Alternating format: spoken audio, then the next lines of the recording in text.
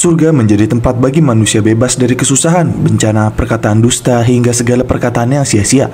Gambaran surga dalam Islam sama seperti sebuah tanaman atau kebun yang pohon-pohonnya penuh dengan buah dan dikelilingi sungai-sungai. Dan surga Firdaus adalah surga yang paling tinggi dan paling utama. Gambaran surga Firdaus adalah paling tinggi.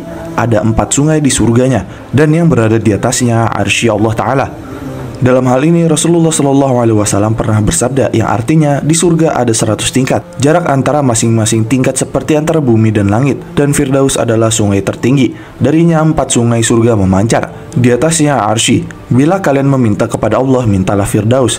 Telah menceritakan kepada kami Ahmad bin Mani', telah menceritakan kepada kami Yazid bin Harun, telah menceritakan kepada kami Hammam dari Zaid bin Aslam sepertinya. Hadis riwayat Tirmidzi. Nah, karena itu Firdaus adalah sebuah tempat yang di dalamnya ada kebun yang dipenuhi pepohonan rimbun. Golongan penghuni surga Firdaus adalah yang paling utama, yaitu orang-orang yang selalu khusyuk dalam sholat. Nah, karena itu pada pembahasan kali ini kita akan membahas tentang golongan penghuni surga Firdaus. Sebelum kalian melanjutkan video ini, ada bagusnya jika kalian klik tombol subscribe dan nyalakan notifikasinya agar kalian mendapat info terbaru dari video kami. Surga Firdaus adalah surga yang paling tinggi. Bayangan manusia tidak akan sanggup menjangkau keindahan surga. Puncak kenikmatan ini dirahasiakan oleh Allah penciptanya, membuat manusia semakin penasaran dan selalu berharap untuk bisa mendapatkannya. Sebagai muslim yang sadar akan akhirat, dia akan berlomba-lomba untuk bisa mendapatkan balasan yang terbaik, seperti yang dijelaskan dalam Al-Quran yang artinya, untuk mendapatkan keindahan surga itu seharusnya manusia berlomba. Quran Surat Al-Mutaffifin ayat 26. Sebab itulah Allah menciptakan surga bertingkat-tingkat. Amalan manusia tidak sama. Di antara tingkatan itu yang paling tinggi adalah Firdaus. Masih dalam hal ini, dalam hadis Anas bin Malik radhiyallahu anhu, Nabi SAW bersabda, Firdaus adalah surga yang paling tinggi, yang paling bagus, dan yang paling afdol. Hadis riwayat Tirmidzi dan disahihkan Al-Albani. Nah, dalam hal ini Nabi SAW memberikan motivasi untuk umatnya untuk berlomba-lomba mendapatkan Firdaus, diantaranya dengan memohon kepada Allah untuk dimasukkan ke surga Firdaus. Dan dari hal ini dijelaskan juga dalam sebuah hadis, yaitu dari Abu Hurairah radhiyallahu anhu. Nabi SAW bersabda, di surga itu terdapat 100 tingkatan. Allah menyediakannya untuk para mujahidin di jalan Allah. Jarak antara keduanya seperti antara langit dan bumi. Karena itu jika kalian meminta kepada Allah, mintalah Firdaus, karena sungguh dia adalah surga yang paling tengah dan paling tinggi. Di atasnya adalah arsy Sang Maha Pengasih, dan darinya sumber sungai-sungai surga. Hadis riwayat Bukhari dan Ibnu Hibban. Nah, semakin dekat arsy semakin agung.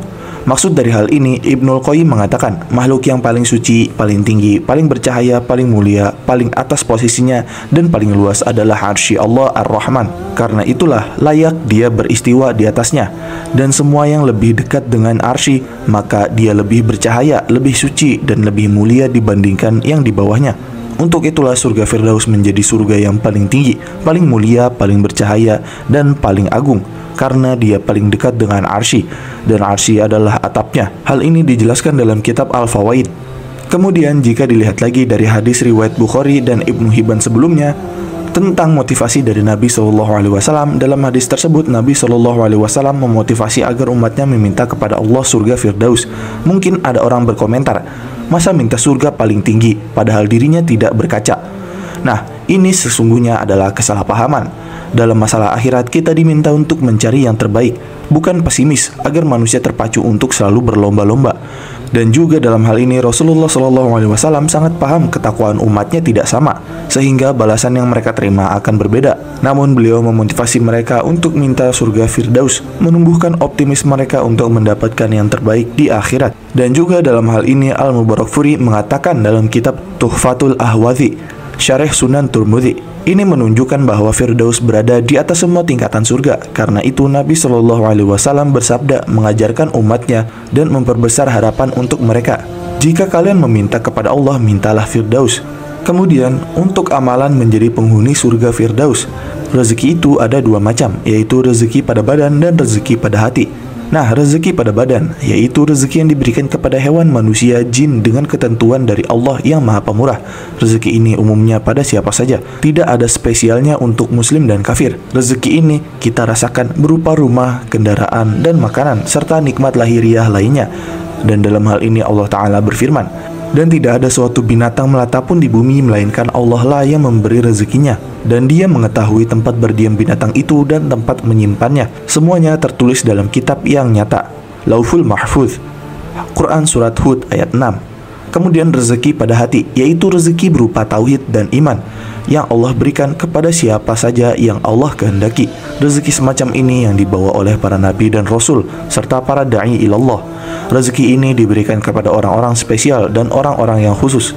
Dalam hal ini Allah Ta'ala berfirman, Dialah yang mengutus kepada kaum yang ummi, yaitu yang tidak pernah memperoleh kitab, seorang rasul di antara mereka yang membacakan ayat-ayatnya kepada mereka, mensucikan mereka dan mengajarkan mereka kitab dan al-hikmah, yaitu as-sunnah. Dan sesungguhnya mereka sebelumnya benar-benar dalam kesesatan yang nyata. Dan juga kepada kaum yang lain dari mereka yang belum berhubungan dengan mereka. Dan Dialah yang maha perkasa lagi maha bijaksana. Demikianlah karunia Allah, diberikannya kepada siapa yang dikehendakinya, dan Allah mempunyai karunia yang besar. Quran Surat Al-Jumu'ah ayat 3. Nah, rezeki pada hati itulah yang paling besar dibandingkan pada badan, karena rezeki pada hati yang hanya diberikan pada orang-orang yang spesial. Dan buktinya dapat kita lihat dalam ayat tersebut yang membicarakan tentang diutusnya Rasul dengan membawa Al-Quran dan As-Sunnah. Lalu, rezeki terbesar adalah masuk surga. Nah, setiap rezeki yang Allah sebutkan bagi hamba-hambanya, maka umumnya yang dimaksudkan adalah surga itu sendiri. Hal ini sebagaimana maksud dari firman Allah Ta'ala, supaya Allah memberi balasan kepada orang-orang yang beriman dan mengerjakan amal yang soleh. Mereka itu adalah orang-orang yang baginya ampunan dan lima rezeki yang mulia. Quran Surat Saba ayat 4. Nah, maka dari itu rezeki yang mulia adalah surga. Selain itu dalam ayat lain juga disebutkan pula yang artinya, dan barang siapa beriman kepada Allah dan mengerjakan amal yang soleh, niscaya Allah akan memasukkannya ke dalam surga-surga yang mengalir di bawahnya sungai-sungai. Mereka kekal di dalamnya selama-lamanya. Sesungguhnya Allah memberikan rezeki yang baik kepadanya. Quran Surat At-Talaq ayat 11. Dan dari ayat ini rezeki yang dimaksud di sini adalah surga. Maka sudah jelas rezeki yang mulia benar-benar adalah surga. Kemudian di sisi lain surga Firdaus adalah surga yang paling utama dan paling tinggi. Disebutkan dalam hadis Abu Hurairah radhiyallahu anhu, ia berkata bahwa Rasulullah shallallahu alaihi wasallam bersabda, yang artinya, sesungguhnya di sungai itu ada 100 tingkatan yang telah Allah janjikan bagi para mujahidin di jalan Allah. Jarak antara dua tingkatan adalah bagaikan jarak antara langit dan bumi. Jika kalian ingin meminta kepada Allah, mintalah surga Firdaus. Surga Firdaus adalah surga yang paling utama dan yang paling tinggi. Di atasnya adalah Arsy Ar-Rahman, dan darinya pula mengalir sungai-sungai. Hadis riwayat Bukhari. Selain itu, dalam hal ini dikatakan oleh sebagian salaf bahwa suatu kebun tidaklah disebut Firdaus, melainkan di situ terdapat anggur. Hal ini dijelaskan dalam tafsir Al-Quran Al-Azim. Lalu, golongan manusia yang akan menghuni surga Firdaus menurut Al-Quran. Surga Firdaus adalah tingkatan surga yang tertinggi di akhirat. Tempat ini tentunya menjadi idaman bagi setiap umat Islam supaya kelak dapat menghuni surga yang paling mulia. Surga Firdaus adalah tempat di mana kesusahan, bencana, dan segala perkara yang sia-sia tidak akan terjadi lagi dan tidak akan ada lagi.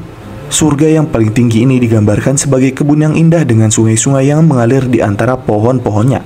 Asal kata surga Firdaus adalah bustan, yang artinya kebun. Surga Firdaus terletak persis di bawah Arsy atau singgah sana Allah, sehingga surga Firdaus menjadi tempat yang sangat istimewa. Dan dalam hal ini sudah dijelaskan juga dalam Al-Quran tentang golongan-golongan yang masuk surga Firdaus, yang mana Allah Ta'ala telah berfirman, yang artinya, sungguh beruntung orang-orang yang beriman, yaitu orang yang khusyuk dalam sholatnya, dan orang yang menjauhkan diri dari perbuatan dan perkataan yang tidak berguna, dan orang yang menunaikan zakat, dan orang yang memelihara kemaluannya, kecuali terhadap istri-istri mereka atau hamba sahaya yang mereka miliki, maka sesungguhnya mereka tidak tercela. Tetapi barang siapa yang mencari di balik itu zina dan sebagainya, maka mereka itulah orang-orang yang melampaui batas. Dan sungguh beruntung orang yang memelihara amanat-amanat dan janjinya, serta orang yang memelihara sholatnya.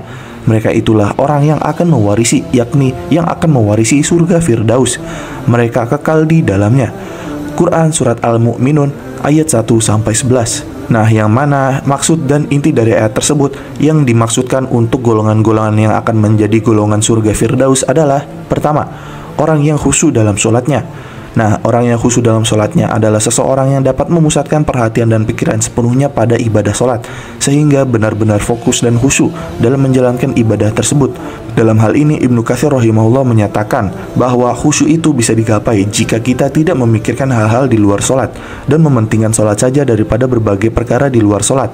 Orang yang khusyuk dalam sholat biasanya menghindari pikirannya mengganggu, merasakan kehadiran Allah Subhanahu wa Ta'ala secara langsung, dan memperdalam pemahaman tentang makna sholat sebagai bentuk ibadah kepada Allah Subhanahu wa Ta'ala. Dan hal ini dijelaskan dalam hadis dari Abu Qatadah radhiyallahu anhu. Rasulullah shallallahu alaihi wasallam bersabda, "Sesungguhnya aku hendak menyuruhmu melakukan sholat, kemudian aku hendak pergi ke pintu-pintu rumah kalian untuk menyuruhkan agar seluruh perbuatan dosa ditinggalkan. Lalu aku ingin membakar kayu bakar yang akan diletakkan di bawah tempat tidur kalian.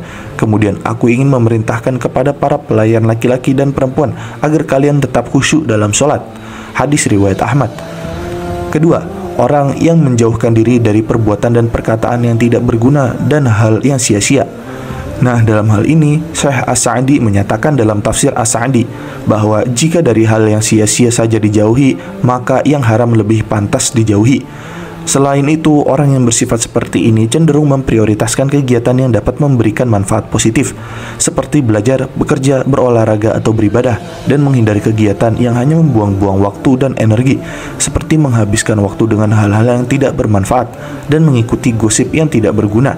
Dan dalam hadis juga dijelaskan, dari Abu Hurairah radhiyallahu anhu, Rasulullah shallallahu alaihi wasallam bersabda, "Tidaklah kalian lihat bahwa berbicara tentang urusan yang tidak berkaitan dengan kebaikan adalah dosa besar?" Para sahabat bertanya, "Ya Rasulullah, apa itu?" Beliau menjawab, "Itu adalah gosip." Hadis riwayat Muslim. Ketiga, orang yang menunaikan zakat. Nah, yang dimaksud di sini adalah menunaikan zakat mal, yaitu zakat dari harta jika memang sudah terpenuhi syarat nisab dan syarat haul, yaitu bertahan selama 1 tahun. Selain itu, orang dengan sifat ini akan menunaikan zakat sebagai bentuk ibadah kepada Allah Subhanahu wa Ta'ala, dan juga sebagai bentuk kepedulian sosial terhadap sesama manusia.